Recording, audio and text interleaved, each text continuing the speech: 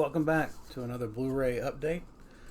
I've got the Severin Nuclear Meltdown bundle, which I've gone through, and I've also got some Vinegar Syndrome remaining titles that I got from the halfway to Black Friday sale.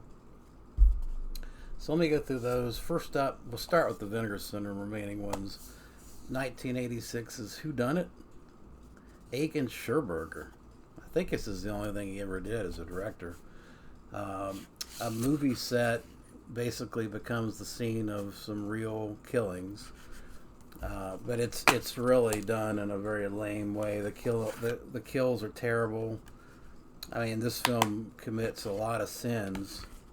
The biggest sin of which is it's simply uninteresting. But slasher film, you're supposed to have good kills, quirky, interesting characters to kind of carry through the fact that it's a pretty thin story.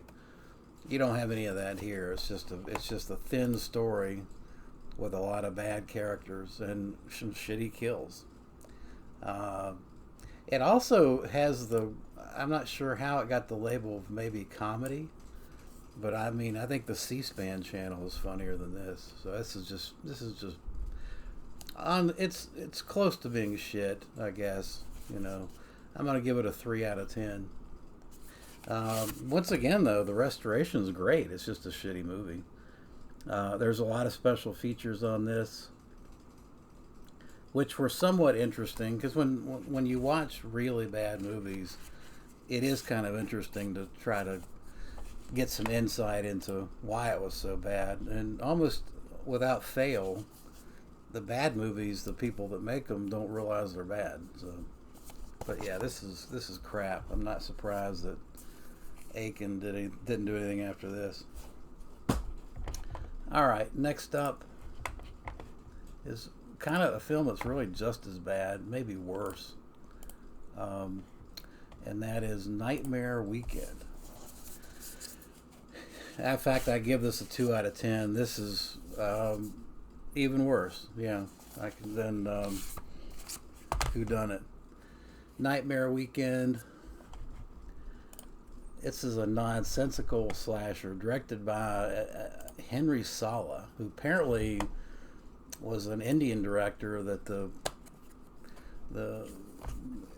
production people brought in. The background on this is fairly interesting because there's a reason why the film is really bad. I mean, and nonsensical. It's bad in the sense that it's nonsensical. A female scientist is performing some experiments on college girls and then turning them into these drooling, murderous zombies, mutants, whatever. But it's so bad. The acting is so stilted, and the kills are just lame, and the story makes no sense. I mean, it's just a mess all the way around, a mess. I would say that this one's worth getting just because of the background on the film and hearing the people talk about kind of why it was a mess. Apparently this Indian director was just not very competent. But yeah, I don't know where they dug this one up, but this is a dog. 2 out of 10. All right, let's see if we can get to something decent here.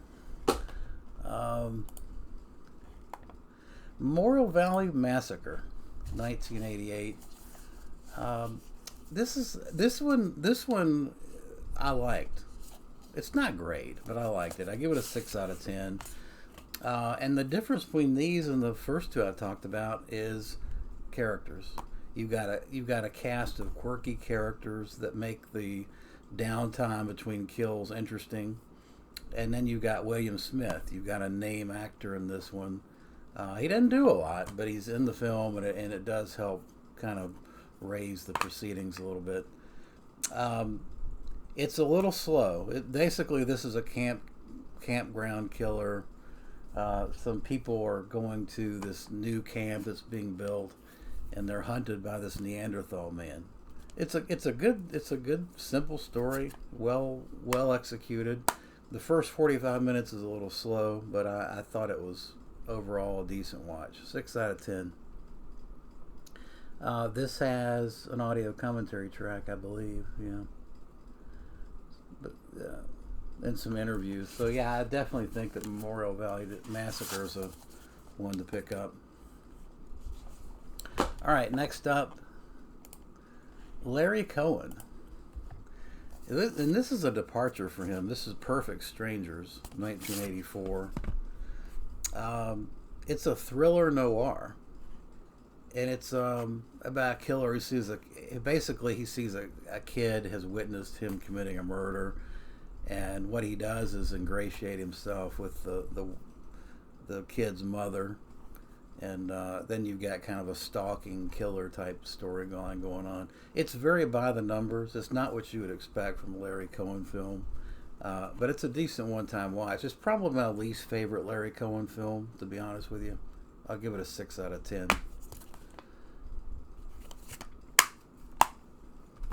Not a lot in terms of special features on this one. It does have an interview with the actress in it. I think who is Anne Carlisle, who was in, I guess her big claim to fame. Not Anne Carlisle. Yeah, Anne Carlisle. She was in Desperately Seeking Susan. So yeah, good stuff there. Decent stuff. All right. Next up, let's see if I can find it. It's kind of out of order here. I thought I'd put these in order. Jess Franco, Black Boots, Leather Whip. Now this is one I've spent a lot of time talking about on the Franco Fridays, previous Franco Fridays. This is an erotic thriller, typical Franco. Lena plays Candy Coster, who seduces Anthony Mayans. Of course, Anthony Mayans is in a lot of these. He and Franco collaborated on a lot of films in the 80s. But it's kind of a straight up thriller noir, I think, and yeah, it's a good film. I definitely recommend it. It's not great, and Lena's got this horrible looking wig on, but yeah, that's Black Boots, Leather Whip. If you want to hear more about it, you can check out my Franco Fridays, where I talk about it a little bit lengthy. All right, next up is Evil Dead 5. And this is, or La Casa 5. Of course, this is known as Beyond the Darkness, which is, it was released by 88 Films, and now it's got a Severin release, which I think the Severin release is really nice. It's got a lot more special features, audio commentaries and things. This is a good film. It was actually shot in my neck of the woods in South Louisiana, and the Angola prison is where they shot some of this stuff. But a lot of the scenes in this is outside of, or actually shot in downtown Covington in the 80s. So it's kind of interesting to look at that. I like it. It's an interesting possession film. Definitely liked it. I give it a 7 out of 10.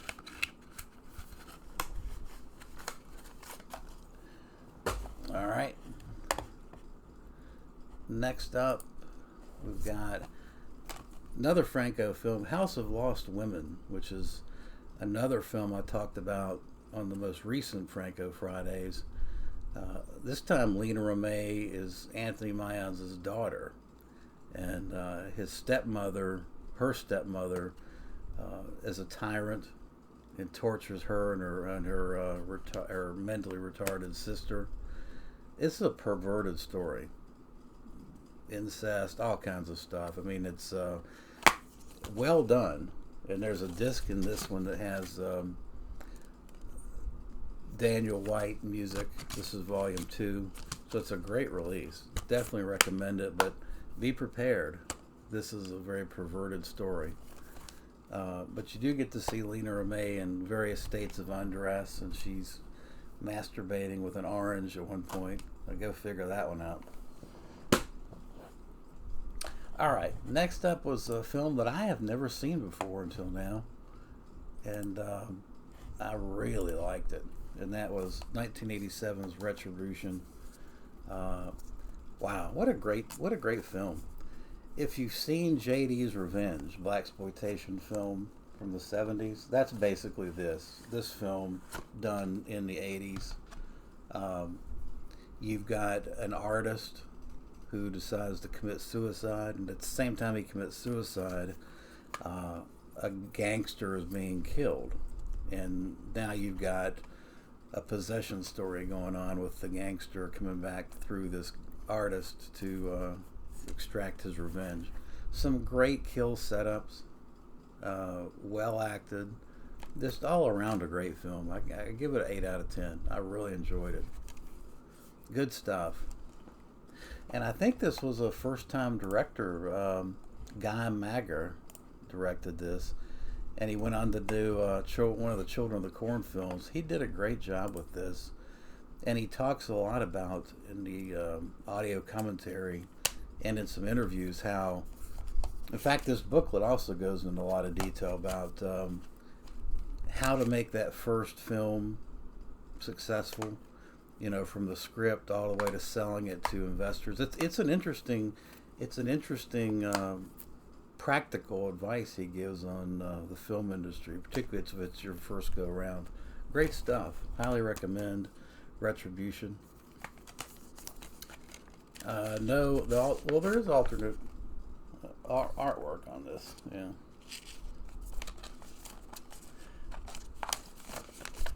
Definitely can recommend this one. It's a 2-disc set. Well, it's 3 discs actually. The soundtrack is in here, as well as 2 cuts of the film. So yeah, it's a loaded release.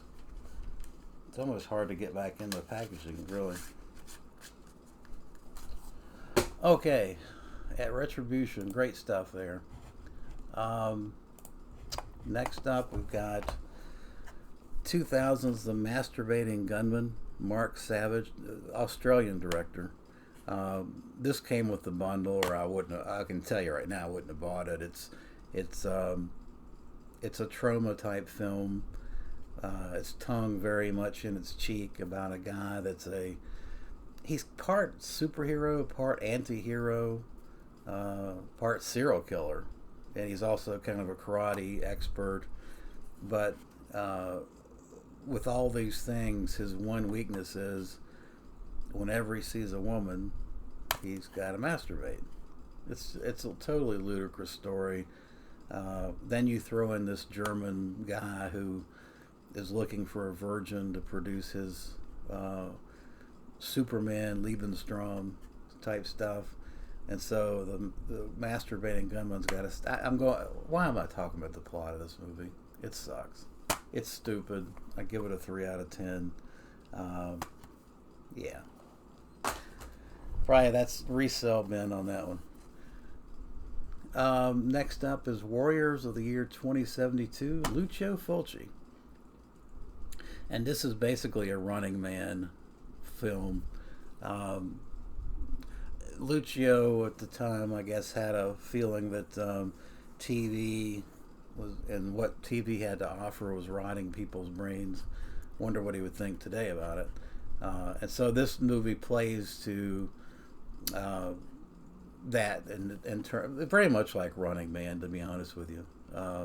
It's not a very good effort from Lucio, and I don't see a lot of his touches in here. I mean, there are some gory kills, but it's a very workmanlike film.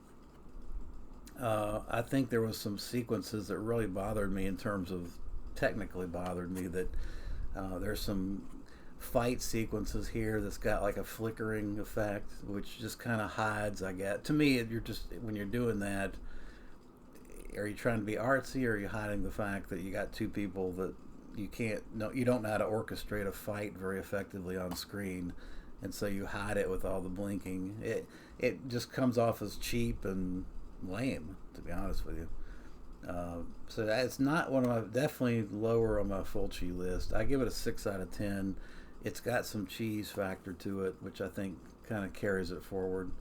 Other than that, I think the special features are pretty extensive on this. You've got interviews with Fulci, audio interview with Fulci, and then audio commentary. which I believe, not this one, yeah. Um, but Fred Williamson is in this one. I thought he did a good job. All right, next up, probably my favorite of these post-apocalyptic films that were part of the nuclear meltdown bundle, and that is Endgame. Joe D'Amato. This is of the three. This is my favorite. Joe D'Amato is very cheesy. This is a cross between Road Warriors and Bronx Warriors of New York type thing.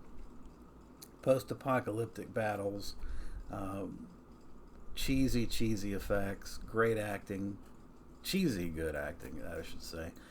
This one's a lot of fun. It's non-stop action. My favorite of the three. And this actually has the soundtrack as well, so definitely recommend. If you, of the three that I'm going to talk about or have talked about, this is the one I would highly recommend picking up. And then a close second would be Rogerio Deodato's Raiders of Atlantis. Really like this one too. Not quite as much as Endgame, but still, this one's got a ludicrous plot about Atlantis. They're basically a Russian sub or something is being. Where we got some scientists looking for this Russian sub, and in the middle of that, they discover the lost city of Atlantis, and then you've got a war breakout, post-apocalyptic war breakout, crazy stuff. Good. I mean, it's a lot of fun, ludicrous, but a lot of fun. I will warn you though that the audio commentary track on this with one of the guys that acted in this was just horrible. It's a chore to sit through, so don't even bother with the audio commentary on this one. But yeah, so that's I think that's going to do it. I got some other things I'll probably share with you guys next week. You have any thoughts? If you've seen those films or have any thoughts about it, feel free to leave something in the comments below. Appreciate you watching.